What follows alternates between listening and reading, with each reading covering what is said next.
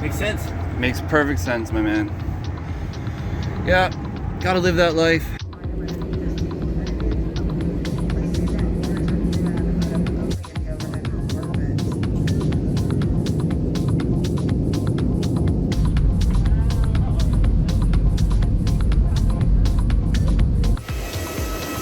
Oh, it's so bright and loud and hot.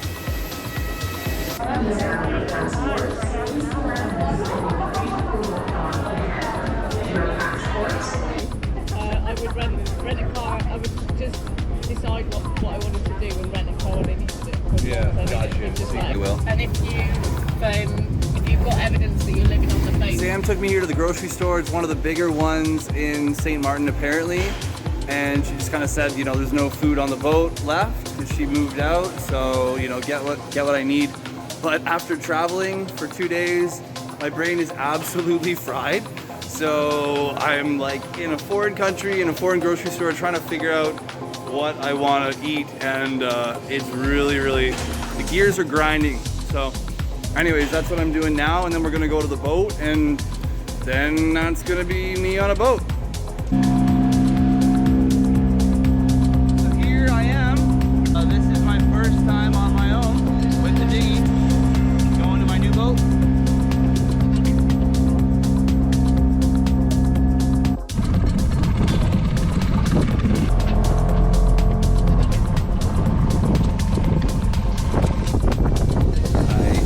Dinghy to the boat, and I'm here. It's so surreal because everything is kind of lacking context in a way. I know why I'm here. I know what I plan to do. You know, when you take a vacation, it has a start date and an end date. This doesn't really have an end date. So here we are. Let's take a quick look. I mean, these are my first moments aboard the boat. So propane tank, there's one of the wheels, there's the other wheel. Look at this winch, it's ridiculous.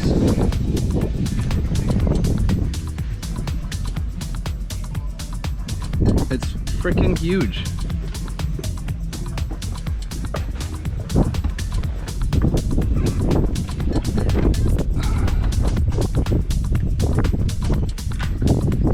You know, look at all this real estate. I'm gonna have to fix. This is a little bit of a fixer-upper.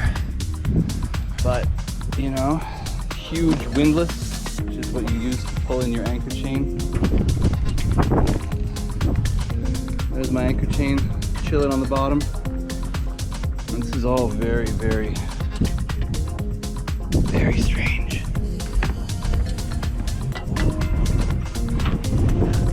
Nice big fenders.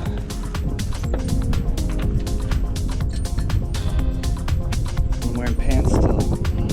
Gotta take a swim soon, I think. I guess this is what it feels like when you actually start chasing your dreams. Let's take a look. Go below deck here.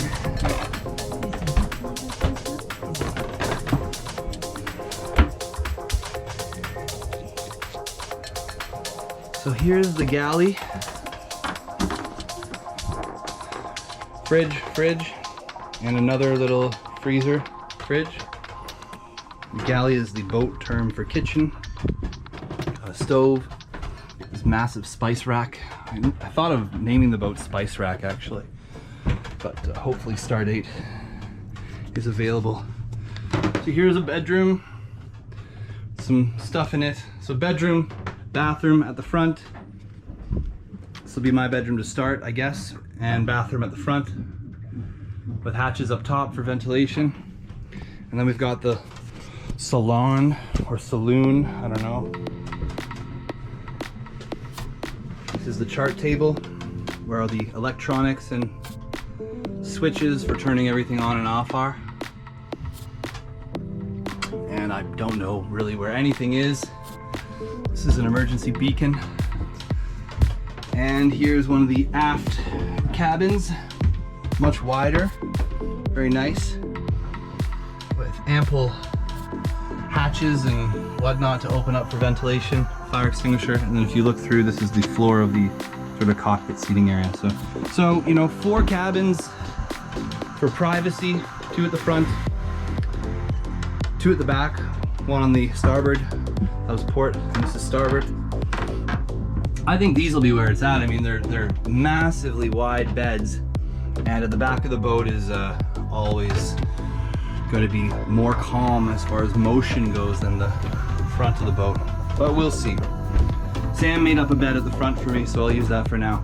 And then of course I will show you later that in front of these two forward cabins there is a fifth cabin. It's a very, very small one for captain and crew if you're fully chartering your boat out and you want to rent all 4 rooms and don't want to take up a room that you could rent out with your own self. This hatch here leads to a whole separate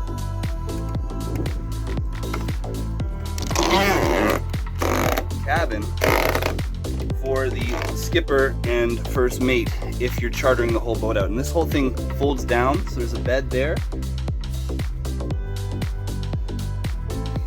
And it becomes a double when you fold this down. There's a toilet there, a sink. So it's really got 5 cabins that each sleep 2. The boat's rocking a little bit. It's making me feel a little bit queasy because I haven't eaten anything but breakfast. I've been traveling for 2 days.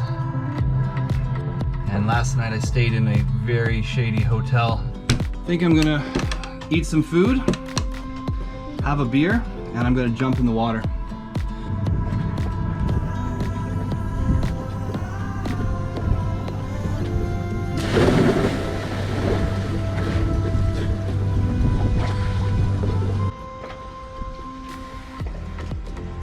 So what do I do now? Everything.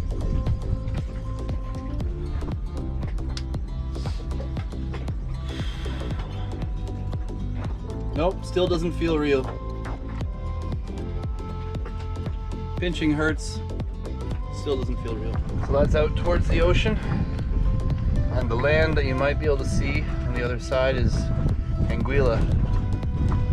Apparently they're not very open right now due to COVID. Hopefully that'll change soon. Some of the islands around here I'm told are, you know, very open for business, like St. Martin, but some of them are still pretty closed.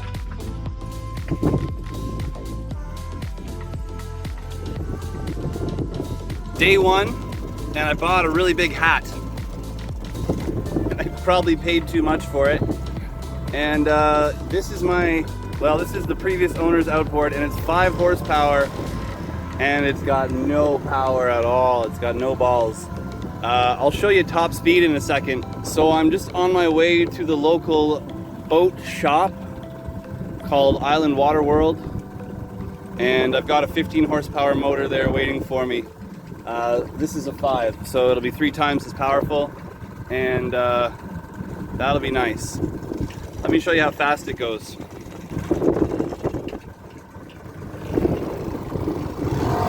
Full power. Not planing at all. Barely moving.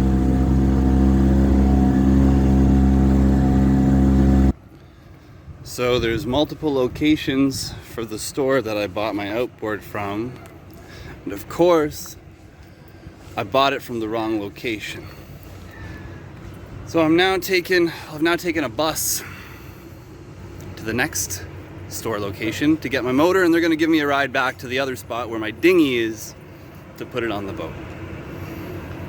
This hat is huge. So I'm here at the dinghy dock, and I just got my first new toy to go with my new toy. Nice 15 horsepower, brand new Nissan Marine, which is actually a Tohatsu underneath the hood, but whatever. 4-stroke engine. And you missed it because I wasn't filming, but it started on the first pull. I mean, you can't get much better than that. New fuel tank. Let's see if it starts again. Oh my God, what a dream. Because this is my dinghy, this is my tender. Till death do us part. Monday, June 6th. 6th. Stores aren't really open on Sunday, so I was waiting till today to go to the Chandlery, which is a marine supply store, to get some stuff. So I wanted to show you what I got. I got this bad boy here. This is going to be for the jib furling line. Everything's expensive, so try to guess how much this total thing costs. This is a cable lock for my dinghy. Dinghy security has got me losing sleep at night, giving me anxiety whenever I go into town because I'm worried about my dinghy getting stolen, specifically my new 15 horsepower outboard motor, and I don't want to lose it. A piece of patch material for my dinghy. I don't have a leak, but there's a few places where it's looking a little rough. I want to patch it up. Marine toilet paper. This is a motor lock for my dinghy. So this one thing and the cable lock has really been keeping me from feeling comfortable leaving my dinghy anywhere. So I'm really happy about that. I'm going to get that going on. This is some patch compound for the Hypalon tubes on my dinghy. This is a little bit of 5200 marine adhesive and sealant. It's kind of like caulking essentially, but it's really good at standing up to UV and other things like that. This was 13 bucks. I'm not going to tell you what the rest was until you guess. This is some dry lubricant. It's for anything that you need to be lubed up. Specifically, I bought it for the cars that bring my main sheet up, or my main sail up rather. The mainsail wasn't going up very easily last time when I was here a month ago doing a trial of the boat. And a stainless steel shackle that can carry probably a couple thousand pounds. 540 kilograms, it says right on it. Anyways, so that's it. Oh, and a length of fire hose that I'm going to use to try and shield my anchor snub line from chafe. And the last is that extension handle for my motor, so I don't have to sit at the very back and then all the weight isn't at the very back, because it's really hard to get up on plane and the whole thing runs kind of squirrely when all the weight's at the back. It was $440 US for all of that. They gave me a discount. I have a discount card. With the discount, it was $398 US. So that's not a lot of stuff for 500 bucks Canadian, 400 bucks US. But that's how it goes. You pay a premium here at all the chandleries, which are ship shops, but you pay for convenience. That's how it goes. So if I had a car and I could drive around to a bunch of different hardware stores and whatnot, then I'd save some money, except I'd be spending money on having a rental car. So the longer I'm here, the more I'm starting to realize that I don't want to be sitting around wasting time trying to, get the best deal on everything. Obviously on big ticket items, I don't want to get ripped off. And if there's a cheaper, easy alternative, I want to follow that. But I don't want to be sitting around putting my plans on hold because I'm waiting for a deal or something like that. So just, spend the money, get it done, and get on with it. Because there's a lot of things that are prerequisites to these other things that I'm doing. For example, going into town, feeling comfortable getting a big load of groceries or exploring and getting stuff that I need. I'm not feeling comfortable with my dinghy not protected. So I was kind of held up in doing that next step until I got this dinghy security situation dealt with. So it's sort of prerequisite before prerequisite before prerequisite. I'm an engineering technologist. I like to do things efficiently, and that's good, except sometimes it works against me when I'm trying to be too efficient. So instead, the way that you can get around that is by spending a little bit more money and just get her done. So that block that I previously showed you that I bought, it's another one of these, okay? And this is my jib furling line, and it goes up to that furler right up here. The problem is that the angle that the line is going in, it's going to bunch up at the top, and it doesn't wind properly around this whole thing, and it gets caught. So what I'm going to do is I'm going to put that second block that I purchased where this one here used to be, which was here, and it's a long story why the owner moved it. Don't need to get into it, but I'm going to put that here, and so that line is going to run all the way to there, to this block. It's going to turn down to the block that's going right here, and I think I'll try and do that this afternoon. And then this thing should furl up nicely. So this is kind of stopping me from sailing, because I'm not really going to be able to furl the jib up safely and reliably. Okay, so here is that lock for the motor. So there's the motor, and I just realized, so the idea is that this tube slides over these handles here, and then you lock it, which is what I'm gonna do. And I just realized though that if I'd just gotten a padlock, I could have put it between these two and that would have done pretty much the same thing. You live, you learn.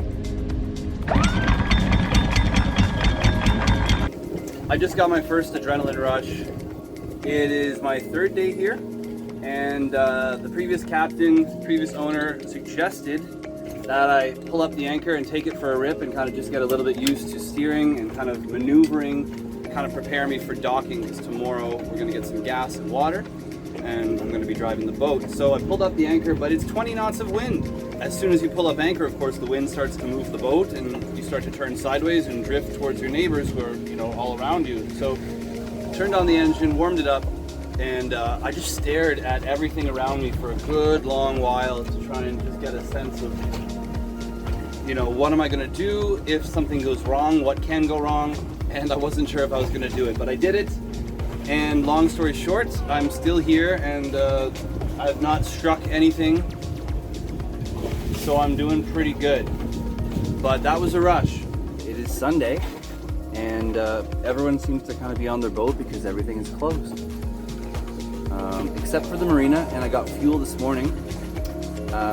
Tried to dock the boat this morning, was not successful, but I was not successful in the way that I was not able to get quite to the dock, rather than ramming into the dock. And I think that's what's really important. I do feel a little bit of pangs of homesickness for sure.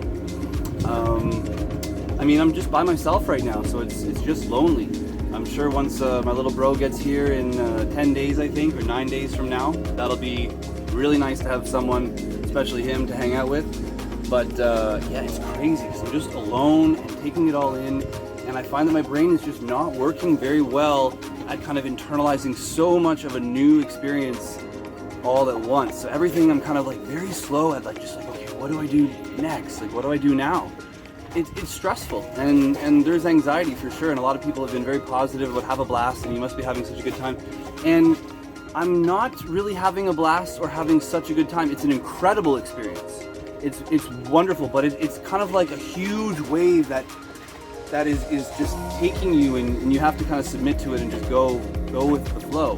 But that's what's going on. So it's a little bit stressful, but the stress is actually, like, I can't complain too much. Obviously I'm in paradise and have this huge opportunity, and I can just sit here for a whole day and think about what I want to do, and that's exactly what I've been basically doing.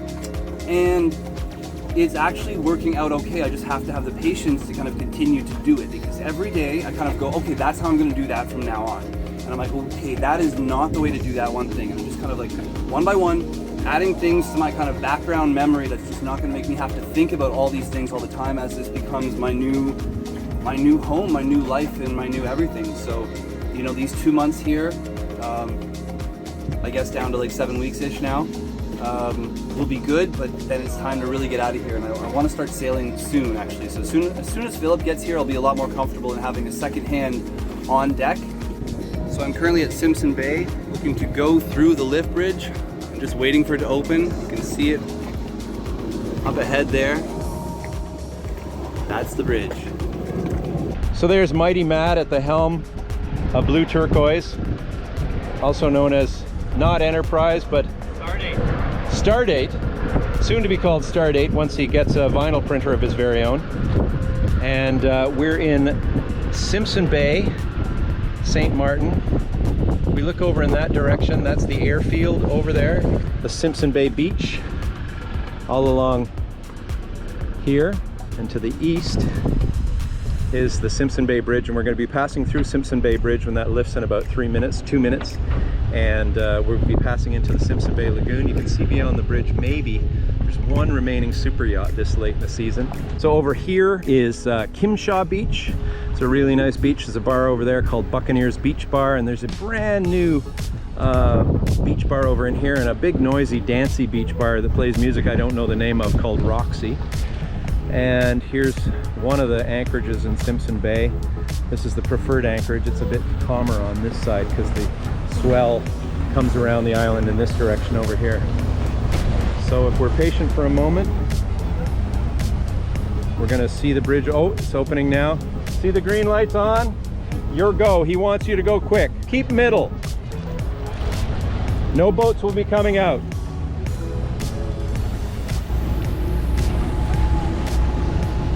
So you want like 4 knots probably.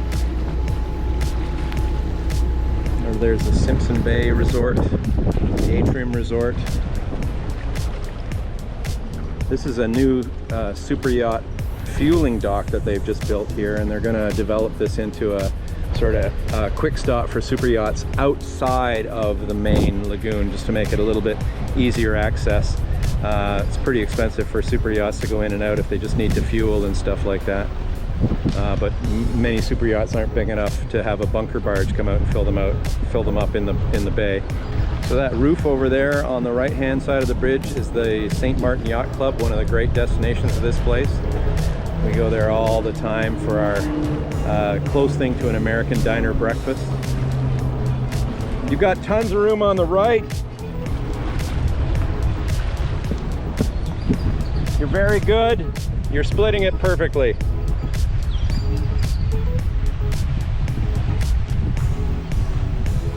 There's the bridge operator. You might remember a YouTube video where a super yacht took that bin off.